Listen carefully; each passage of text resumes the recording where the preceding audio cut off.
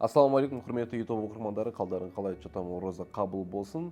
Бұл видеода мен сіздерге полноценный анализдің жолын көрсеткім келіп отыр. Неден бастаймын, неден аяқтаймын, стратегия анау мынау емес, по факту шынымен де бағаның қайда кететінін анықтау үшін қандай әрекеттер жасау керек, сол жайлы бүгін сіздермен сөйлесетін боламыз.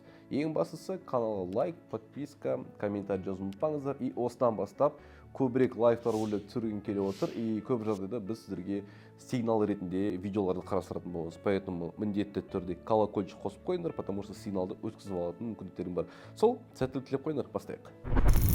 Енді анализді мен жалпы бір апталық таймфреймнен бастаймын. Көріп тұрғандарына мен евро-USD валюта парасын ашып қойдым.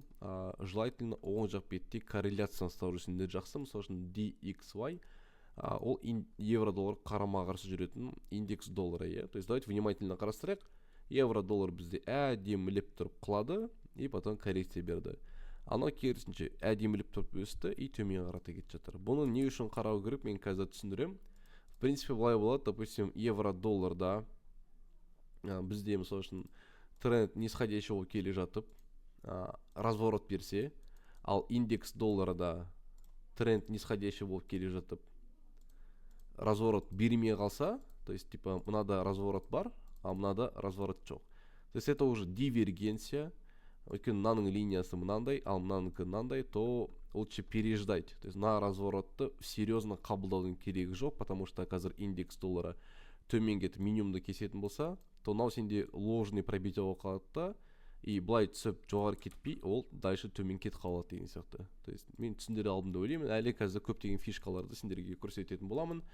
И тағы да, если Googleға картинкаға жазатын болсыңдар, прям картинки корреляция валютных пары деп. То есть мен на сайт ашып қойдым мен.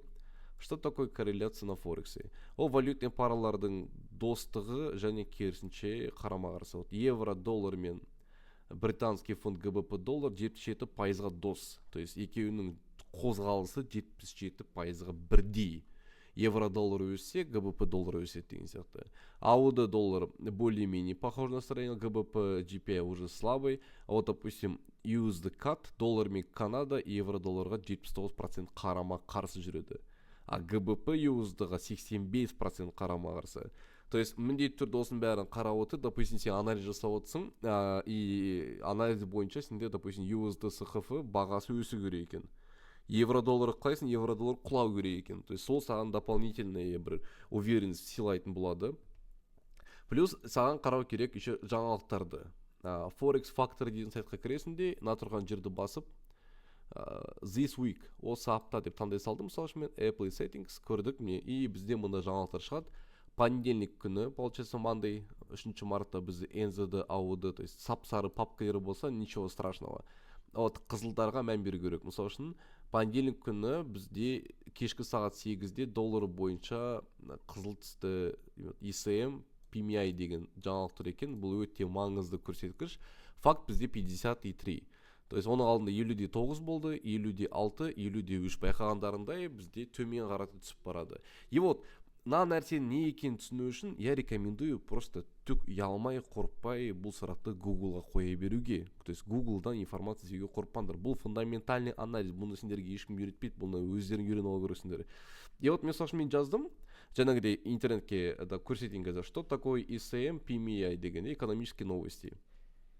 Когда трейдеры принимают решения, они часто смотрят на экономические отчеты. Одним из таких отчетов является ECM Manufacturing PMI. Этот индекс показывает, как себя чувствует производственный сектор в США.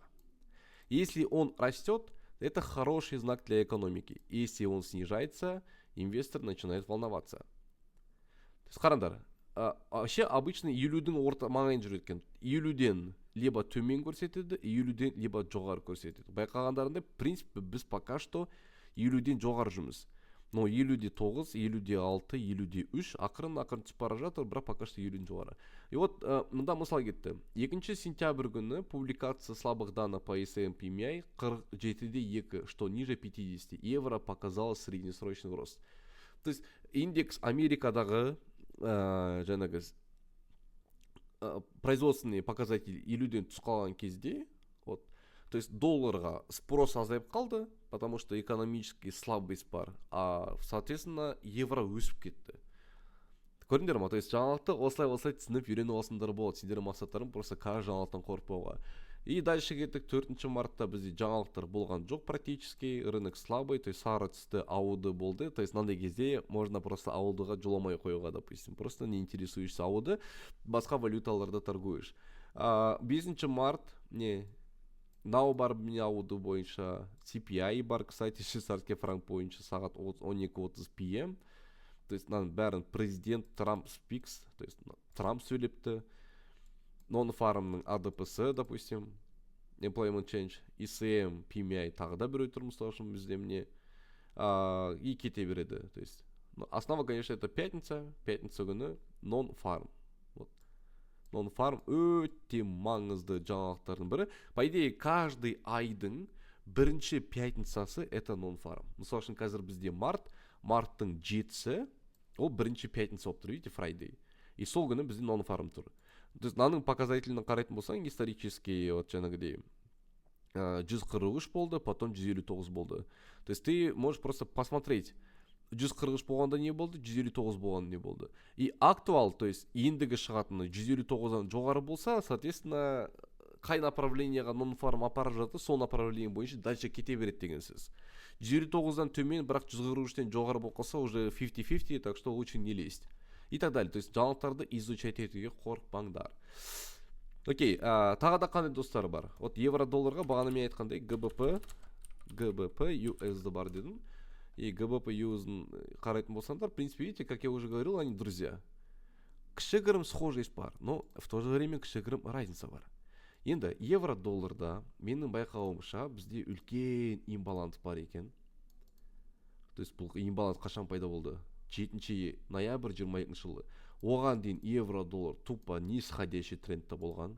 Әрең дегенде бұл байғыз бізде разворот жасайды. Вот разворот жасайды да баға өсіп кетеді. И мынаның прям астында касание бар, ол касание как раз таки sell side ликвидность болып қалып кетті.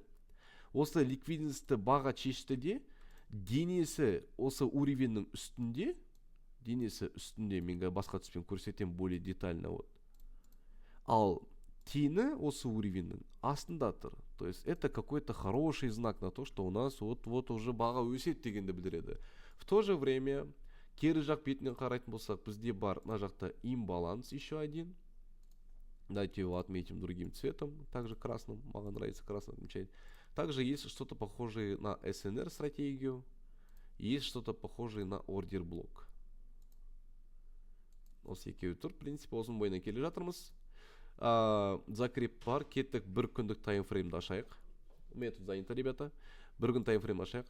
Бір күнді ашатын болсақ, өздерің көрсіңдер, тренд как бы нисходящий келе жатқан, и бізде разворот болды. Видно, да, что осы тұрған максимум бізде кесіліп кетті. Разворот болды. Восходящий импульс бізде получается. Мынау полностью бізде восходящий импульс. Осы импульстың ішінде трендовый ликвидность бар. Осы ликвидностьті баға шешті де, дальше новый максимумды біз просто ұрып өттік. Так кетті. То есть, это какое-то классное движение сейчас происходит в данный момент. Это как раз таки жаңалықтардың арқасы деген ойдамын мен. Өсіп жатырмыз.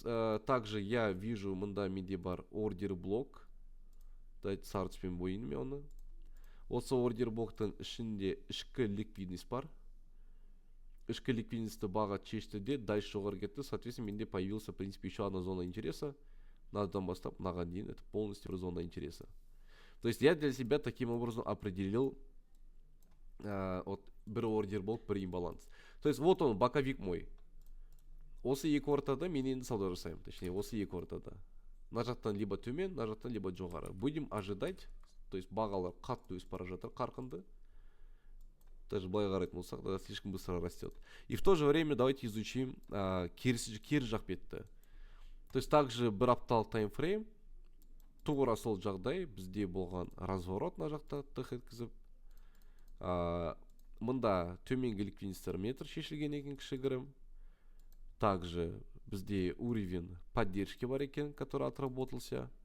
И бір күндік таймфреймға өтейік. Бір күндік таймфреймға қарайтын болсақ, также бізде бар разворот. И дәл сол жағдай, бірақ біз если евро-долларда имбалансқа келіп қойсақ, точнее ордер болыққа, мына жақта ешқандай зона интересі жоқ, мына жақта тек қана имбаланс бар екен. То есть ничего сопротивляющего здесь нету. Потому что мына жақтағы зона интереса, ол уже отработался. То есть, видите, уже отработался. Мында еще не отработался. То есть, осындай информацияларды міндетті түрде қадағалап қарап отыру керек. Пока что ол саптан ешқандай сауда жасай алмаймыз. Это потому что у нас новости. Но если вдруг қазір нон-фармның показатели ерекше болса, в принципе, нарықтарда бізде қазір керемет боковик, разворот болып кетсе, біз төмен қарата стратегиялар құрастырсақ болады. Потому что вряд ли қазір Трамп позволит себе того, чтобы индекс доллара, он у нас падал. Ну, ятқой нау деген индекс доллар. Америка чмо деген сөз ғой нау деген. Он этого не потерпит, будет что-то предпринимать. Я думаю, на бойынан біз можем ожидать какой-то сильный рост. Пока осы кіші таймфреймдарға өтіп көрсетейін десем ештеңе көрсете алмаймын, потому что бізде просто тупо цена сильно растет. Баға өсіп жатыр. Ладно, мында гэпқа баға тиіп өсіп кетті. Ладно, мында тоже кішігірім пересядет, но все равно рынок очень опасный. На жақта тоже имбалансқа тиіп кетті. На этот имбаланс уже не отработался. Уже, видите, проблема басталды. Этот имбаланс тоже не отработался. Короче, другими словами, рынок сейчас не для торговли. Келесі аптада сендерге дұрыстап тұрып көрсетемін. Но бүгін хотя бы мен сендерге жаңалықтармен корреляцияны түсіндіре алдым деген ойдамын. Барлықтарыңа рахмет, сау болыңдар.